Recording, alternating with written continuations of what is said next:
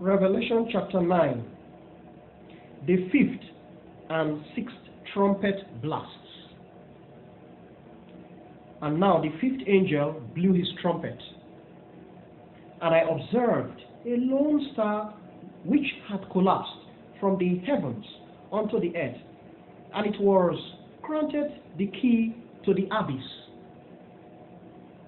an infinite hole in the ground. The star opened the infinite hole, and smoke came forth from the hole, just like the smoke from a huge furnace. The sun and the air were completely darkened due to the enormous smoke from the hole. Next, locusts coming out from this huge smoke invaded the earth, and they were granted power similar to the power scorpions have.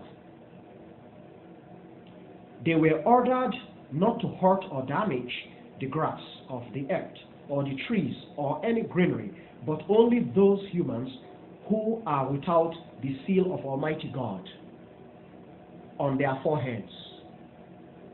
However, the locusts were not granted the authority to slay these humans, but to torture them for 5 months.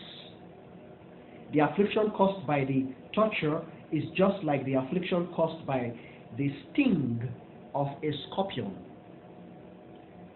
Throughout those 5 months, these humans will certainly seek doom, but will not find it. They will yearn to perish, but doom will flee from them and elude them. The locusts resembled horses prepared for war.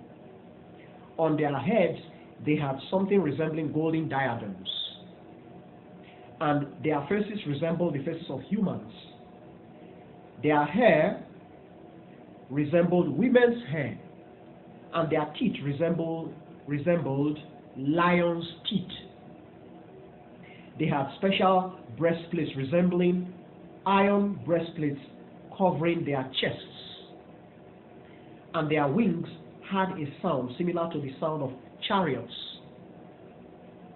with a multitude of horses racing into a battlefield. They had tails and stings resembling those of a scorpion.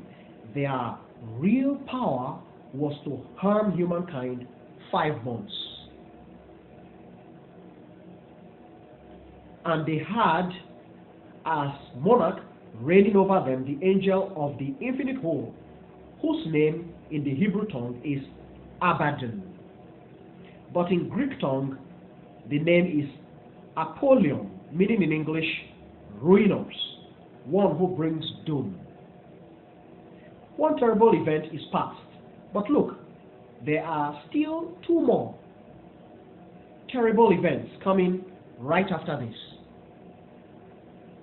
And now the 6th angel blew his trumpet. I listened, and I heard a voice from the corners of the golden altar, 4 corners total, which is before Almighty God.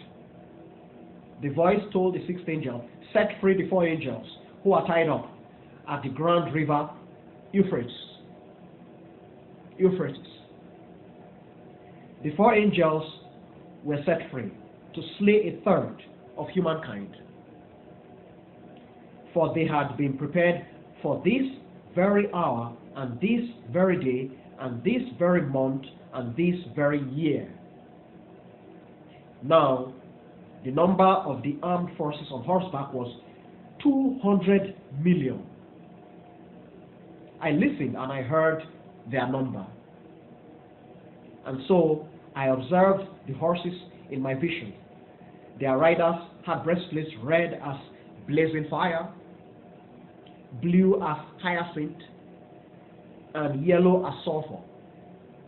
And the heads of the horses resembled the heads of lions, and from their mouths came forth blazing fire, thick smoke, and sulfur. 1/3 of humankind was slain by those 3 plagues, by the fire, by the smoke, and by the sulfur proceeding from the mouths of the horses. For the power of these horses is in their mouths, and likewise in their tails. Their tails are precisely like serpents with heads, and they employ them to do harm. But the rest of humankind, everyone who had not been slain by these plagues, was not penitent. They did not abandon their erroneous works or deeds. They did not abandon the worship of demons.